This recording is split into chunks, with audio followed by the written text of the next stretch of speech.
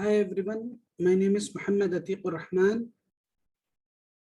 I'm a research scholar in University Technology Malaysia, and my friends Jabid Bashir Ahmed Khalaf, Muhammad Ali, Ibrahim, Udafa, and Alfred. We 5 group members are pursuing this course, Malaysian Society and Culture, in our second semester. So, for fulfillment of the course, we are giving a group presentation. The title of the presentation is Malaysian National Heritage, and this presentation is submitted to Dr. Rosaina bin Shahrin. So first of all, when coming to the national heritage, what are the departments and main functions of national heritage? The first main function of Department of National Heritage is to enforce provisions under the National Heritage Act 2005. The second function is to conserve and preserve national heritage. The third function is to register national heritage into National Heritage Registry. The fourth function is to conduct heritage related research and development. The fifth function is to document and publish heritage related research findings and reference materials. And the sixth function is to plan, implement, and coordinate heritage related activities. Then the seventh function is to coordinate the nomination and recognition of national heritage to the international level. And the eighth function is to monitor World Heritage Sites in Malaysia. When coming to the organizational chart, the organizational chart consists of Commissioner of Heritage, Director General, Deputy Commissioner of Heritage, Deputy Director General, Legal Unit, Corporate Communication Unit, Integrity Unit, and so on. So this is the organizational chart which we have connected from the National Heritage website. And this is the National Heritage Act 2005. In this act, it is to enforce provisions for the conservation and preservation of national heritage, natural heritage, tangible and intangible cultural heritage, under water cultural heritage, treasure or troves for related matters. This is the National Heritage Act of 2005, and this act is preserved in 645. When coming to the National Heritage Council, so the head of this council is the minister. Next one is Commissioner of Heritage and Deputy Commissioner of Heritage. So what are the functions and responsibilities of National Heritage Council? The first function is to advise the minister and the commissioner on all matters related to heritage, and the due administration and enforcement of laws relating to heritage. To advise the minister and the commissioner on any matter referred to it by the Minister of Commissioner. And the responsibility of National Heritage Council is to advise the commissioner in issuing a grant loan, which is to be disbursed from the Heritage Fund or to be the purpose of financing heritage conservation and preservation works. Next responsibility is to advise the minister in determining the buffer zone and the central zone for conservation area. To advise the commissioner on the conservation management plan. To advise the minister on the revocation of the National Heritage Order. To advise the minister on appeal matters in order to confirm, reverse, or vary the decision, appeal, as well as imposing terms and conditions. To advise the minister and commissioner on the other matters related to heritage in efforts to elevate the status of national heritage. This is the national heritage symbol of our topic of emblem national, which is signed by Muhammad Aziz Museum Nigara. National anthem. So these are the 3 topics which are going to be covered from the national heritage. The first one is Pirak Man, the second one is national anthem, and the third one is Dondang Sayang. When coming to the introduction of these three topics, however, online virtual exhibition were selected to guide the international persons to have the culture of Malaysia. In this part of the study, three aspects of Malaysian culture have been covered to explore the Malaysian civilization, which are Pirak Man, National Anthem, and Dondang Sayang, as illustrated in the below figures. So the right side is the Pirak Man, which is in the archaeological museum of Perak, and this is the national anthem of Malaysia. And the third one is Dondang Sayang.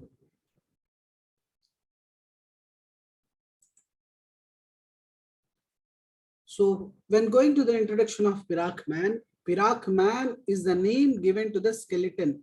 Perak is a place in Malaysia, and the Perak Man is the name of a name given to a person or name given to a skeleton remains of a man thought to have lived about 11,000 years ago in Lengong Valley district of Hulu Perak. It is the oldest human skeleton found so far in the peninsular Malaysia. The remains were discovered in 1991 in a cave called Gunung Runthu, a few kilometers north of the town of Lengong, and this 105 meters above the sea level. The skeleton and other exhibits found in the Lengong Valley are now showcased in a museum. The museum name is Lengong Valley Archaeological Gallery at the village of Kota Tampan, just south of Lengang. So this is the gallery of archaeological Lembah Lengong Perak. Lengong Valley Archaeological Gallery of Perak. So inside this, the images were collected here while going on research. So Professor Zurena Majid and the team of University Science Malaysia found the skeletons, and they made research, and the researchers and 3D graphic experts from Brazil, Cicero Morris, had used 3D virtual reconstruction method to construct the Perak Man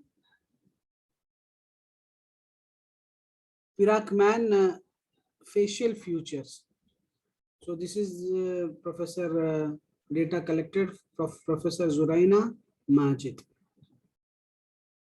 When we go inside the museum, so the museum is open from 9 to 5 a.m. and the admission is free in this museum, and displays the skeleton remains of a Perak Man. The gallery also provides background information to the discovery and details about the other findings in the area. One of the exhibits is a mock ICAD, that is identity card of Perak Man, showing in detail such as the gender is a male, age at the time of death is 40 to 45, which is considered as a quite good age compared to the average lifespan of less than 30 years in those times. And the height of the Perak Man expected is 154 to 160 centimeter. And the race of the Perak Man is Australo-Malaysian, and MyCAD also has an artist impression of how Perak Man might have looked. From the skeleton, scientists have deducted that he has misaligned spine and physically handicapped and one arm shorter than the other. He was found buried in the fetal position along with stone implements and reverentials. So these are the some pictures collected from the archaeological museum. The archaeological heritage of Lengong Valley was added to the UNESCO list of World Heritage Sites on 30 June 2012. This is the Malaysia's 4th World Heritage Site. The first one is Mulu National Park. The second one is Kinabalu National Park, which is in Sabah. And the third one is Melaka and Georgetown, historic cities of the Straits of Malacca. It is said that Lengong Valley is a scenic corner of Malaysia and is Definitely worth a visit if you are in the vicinity. So these are some pictures collected from the archaeological museum. And the Professor Zuraina Majid has been awarded, and the Sultan of Perak, that is Sultan Azlan Shah, officially opened in July. He paid special tribute to the USM University Science Malaysia, particularly to Professor Datuk Dr. Zuraina Majid and the Museum and Antiquities Department for their untiring efforts in all their research. So this is the location I have collected from the internet, the Perak Man's location. If anyone want to visit this location, you can have this. But only one unfortunate factor about this location of the museum is it is off the beaten track and won't attract many casual passing visitors. Most visitors would need to know about it and make an effort to go. Tasik Raban, 3 kilometers away from Kota Tampan, where the museum is sited, a cluster of chalets costing 2.2 million ringgit Malaysian were being built. This is the popular site for fishing and water sports. So this is the how the 3D picturization of Perak Man. At last, the 11,000-year-old Perak Man finally has a face. A copy of the original skull was made using computed tomography, CT, and 3D printing. So this is the picture of a Perak Man. The funerary artifacts indicate that Perak Man was highly respected and he was buried at the center of the highest cave in Lengong, and he was the only person buried there. And what about the specialities of Perak Man? Despite being born with physically handicapped, Perak Man survived and lived a nomadic hunting and gathering lifestyle, probably due to considerable care given to him, or he may have overcome his physical handicap by developing proficient hunting skill, or perhaps he rarely hunted and took on other tasks. Based on his presumed status, Perak Man was likely a respectable person in the group and perhaps a shaman and the most knowledgeable person in the group regarding survival, hunting, gathering, and other aspects of Paleolithic daily life. Perak Man likely lived as a hunter, similar to the lifestyle of Negrito ethnic group, which would be the descendant of Perak Man. The researcher wrote in editorial published in the Malaysian Journal of Medical Sciences. When going to the next topic, that is national heritage site, that is national anthem. National anthem of is Nigarku. Nigarku is the national anthem of Malaysia. It was selected as a national anthem at the time of Federation of Malaysia independence from Britain in 1957. The tune was originally used as the state anthem of Perak, which was adopted from a popular French melody titled La Rosalie, composed by lyricist Pierre-Jean de Biranger. On 5th August 1957, the committee chose Perak's state anthem, citing the traditional favor of its melody. New lyrics for the national anthem were written jointly by the panel of judges led by the Tunuku himself. At the time, this melody was, while still the state anthem of Perak, Allah Lanjutkan Sia Sultan. The song had been very popular on Mahe, the largest island in Seychelles, where the Sultan of Perak had formerly been living in exile. Some rumors claim that he heard it at public concern on the island. It was a song set to a popular French melody claimed to have been composed by the lyricist Pierre-Jean de Biranger, who was born and died in Paris. But there is no evidence for this, since he was a lyricist who used to tune by others for his song, and the title is not listed in the 4 published volumes of his songs or the volume of the tune he used for his songs. So this is the national anthem of Malaysia, Nigarku. In the left side, it is in Bahasa Malay language. On the right side, you can see on the upper part, English, and down to it Chinese language, Mandarin, and the Tamil, which are the important languages used in Malaysia. Nigaraku tells that, no, my country, the land of my birth and blood, may my country men thrive in unity and progress. May God bestow his blessings. May our king have a peaceful reign. May God bestow his blessing. May our king have a peaceful reign. So the next third topic is Dondang Sai. So I have collected this also from intangible cultural heritage of Malaysia. Dondang Sang is a traditional Malay art still practiced in Malacca by the four communities. The first one is the Malay, Baba Niona, and Chitti and Portuguese communities. The practice combines elements of music, violin, gongs, and tambourine or tambour, songs and chants, and features beautiful melodies, strains of poetry, also known as love ballads. The songs are used by the communities to convey feelings of love and give advice on special topics such as love and kindness.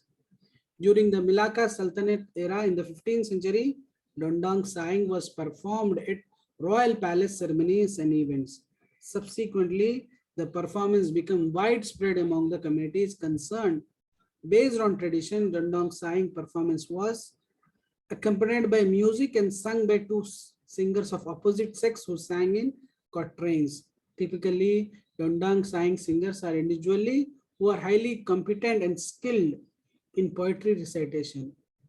And Dondang Saing performance are open to all irrespective age, occupation, status, religion, and the art is considered as mean of conveying positive messages, sharing feeling of love, joy and sorrow, the strengthen community bonding. The performances are held on regular basis, especially during gatherings, festivals and parties, and nowadays many cultural programs, activities and training activities are organized for those interested in participating and improving their singing and performance skill. Based on this report, based on this slide, so we have collected the Dondang Saing images. And this one is in brief, Dondang Saing literally means love ballad, and it's originated in Malacca somehow in 15th century, influenced by traditional Portuguese. It is traditional Malay form of entertainment where Baba and Nyona singer exchange poetry in light-hearted and sometimes humorous style. The singers are normally accompanied by violin, drums, and gong. These instruments are often supplemented by other available instruments, most notably accordion, flutes, or addition violin. The chief musician is usually the violinist who play the primary role in Dondang Saing, providing a counter melody to the vocal melody. Musician may switch instruments in between performance, but the violinist seldom does, although this is permitted. If there are musicians to spare, up to 5 drums may be used. Sometimes the drums may be substituted by the tambour and barrel drum or even by the kompang. The music is slow and song usually consists of 32 bars, beginning with a violin introduction, with a drum and the gong entering, and voice finally entering in a bar 5. Its style is somewhat informal and its lyrics usually consist of love poems. So given by Ahmed Usap and Shafi Ahmed, and followed by Rongin dance. And this is a lady Meenakshi, an iconic figure among Dondang Saing, a traditional musical and poetic art form. Afiko Nadis died at Malacca Hospital. She was 19. Due to its old age, she died.